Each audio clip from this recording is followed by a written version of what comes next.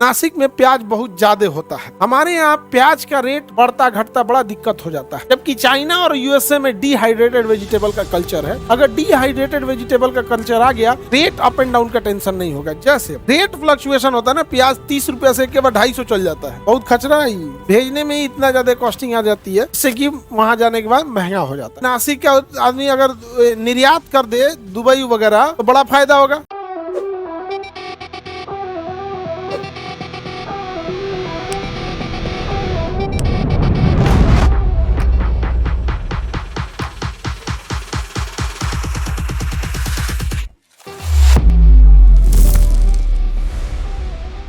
नासिक प्याज उत्पादन के लिए पूरी दुनिया में प्रसिद्ध है।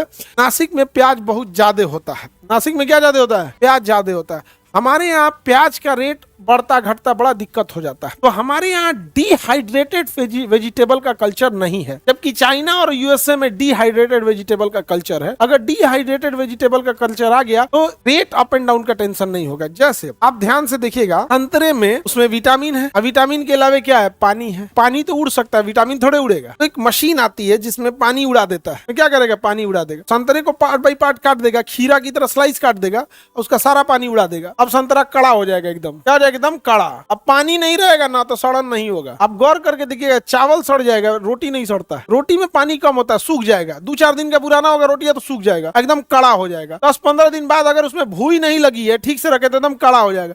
फिर पानी में डालेंगे ना, आपके खाने लायक नहीं होगा, लेकिन फिर खाने मतलब जानवर खा लेगा। जानवर क्या हो जाएगा? खाने लायक। क्योंकि हम लोग को तो आदत है सॉफ्ट रोटी खाने की ना। तो डिहाइड्रेटेड वेजिटेबल का कल्चर चल रहा है। तो प्याज को स्लाइस में काट देगा और उसके अंदर का सारा पानी उड़ा देगा। अब वो कड़ा बन गया, अब उसको डिहाइड्रेटेड करके रख लीजिए कैन में। जब बनाना है तो उसमें पानी में भिगा दीजिए, पानी में भिगा दीजिए। वैसे भी मसाला डालिएगा तो उसमें पानी डलवे करेंगे, हो जाएगा। बट हमारे यहाँ भी ये कल्चर नहीं है। अगर ये आ गया हमारे यहाँ डिहाइड्रेटेड, तो जो रेट फ्लक्चुएशन होता है ना, प्याज 30 रुपया से के बाद 250 चल जाता है। बहुत खचरा है। बात देखो, अगर 250 रुपया प्याज हो जा रहा है, उससे किसान को फायदा हो रहा है, तो थोड़ा समझ में भी आया। किसान को फायदा नहीं होता है। कौन कितना बड़ा स्टॉक करके रखा है, व्यापारी कौन कितना है, उसको फायदा हो जा रहा है। ना वो बेच, ना उसने उगाया है, ना मेहनत किया है। जितना बड़ा गोदाम है, जैसे ये गोदाम है, इसमें तुम 20 टन रख दो प्याज, अब महंगा हो जाए तो बेच दो, हो गया फायदा। पहले कोल्ड स्टोर था ना ये, हाँ, तो प्याज नहीं रहता था इसमें। ये वाला गोदाम किस लिए यूज होता था नहीं पता। हम लोग तो तोड़ ताड़ के इसको बना दिए वो क्लास। अभी आप लोग गोदाम में बैठे हैं। पशु पक्षी के लिए क्या ही चाहिए, कहीं भी बैठ जाएंगे, नहीं बैठ जाएंगे। सर हमारे नासिक में 17 रुपया मिलता है प्याज, 17 रुपीज मिलता होगा, वहाँ पे 15 रुपया हो गया है। अभी तो सस्ता हो गया पूरी इंडिया में, उधर तो और सस्ता होगा। यहाँ पे कितना रुपया प्याज चल रहा है जी? अभी 20 रुपया चल रहा है। तो 20 मान के चलो, सब्जी मंडी का रेट बताया करो, गधा ठेला का नहीं है। 20 रुपए चल रहा है, तो नासिक में तो और कम होगा, 12-14 होगा। यहाँ का आधा हो जाता है वहाँ, क्योंकि मेन उत्पादन ही वाला है। तो प्याज उत्पादन में बहुत आगे। अब वहाँ पे क्या है कि नासिक का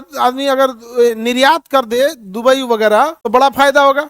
लेकिन सुनो ध्यान से, 70 से 80 रुपया उसका पर केजी पैकेजिंग चार्ज आ जाता है, ट्रांसपोर्टेशन। गवर्नमेंट का कहना है कि हम क्या भाई, हर स्टेट गवर्नमेंट अगर अपना एक शिप ले ले, अपना एक शिप, बिहार सरकार अपना एक शिप लगा ले, पानी वाली जहाज, कलकत्ता बंदरगाह, छत्तीसगढ़ अपना ले लो, रेक सिस्टम रहे, यहाँ से ले जाइए, वो शिप वहां का रहेगा तो नॉर्मल रेट लेगा, प्रॉफिट नहीं लेगा। नो प्रॉफिट नो लॉस पे चलेगा। गवर्नमेंट किसान को क्या होगा? प्रॉफिट होगा। तो किसान को छोड़ दिया है, तो क्या, तो किसान पहले सब्जी धोए, धोने के बाद उसको ग्रेडिंग करे कि प्याज का जो साइज है वही चलेगा। सब यहाँ जैसे आप विदेश भेजते हैं ना, तो फिक्स साइज होना चाहिए, इससे कम नहीं होना चाहिए। एक मिनिमम कैरेट साइज फिक्स कर देगा।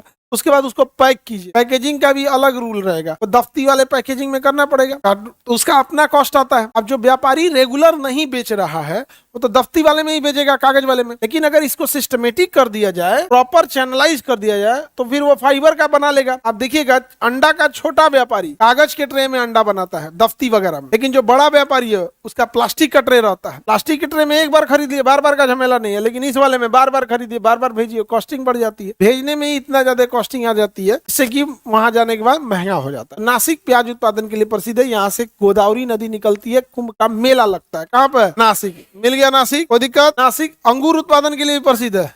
नासिक अंगूर से ही क्या बन जाता है? किशमिश। किशमिश तो कहीं भी बना सकते हैं, नासिक में इजीली बन जाता है, क्योंकि वहीं बनाया, वहीं सुखा के किशमिश पैक कर दिया। किशमिश का ट्रांसपोर्टेशन आसान है, अंगूर का ट्रांसपोर्टेशन मुश्किल है। एक के ऊपर एक लाद नहीं सकते, पचक ढचक जाएगा।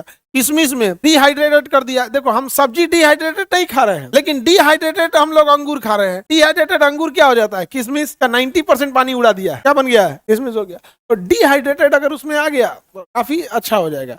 चाइना वगैरह में जितने फल वगैरह मिलते हैं डिहाइड्रेटेड, इससे काफी बेनिफिट भी होता है डिहाइड्रेटेड। जैसे कोई हवाई जहाज में जा रहा है, डिहाइड्रेटेड फल है संतरा वगैरह, उसको लाया, पानी में डाला, पानी सोख लिया, फ्रेश हो गया, हो समझे, डिहाइड्रेटेड। और डिहाइड्रेशन का भी अलग अलग मेथड है।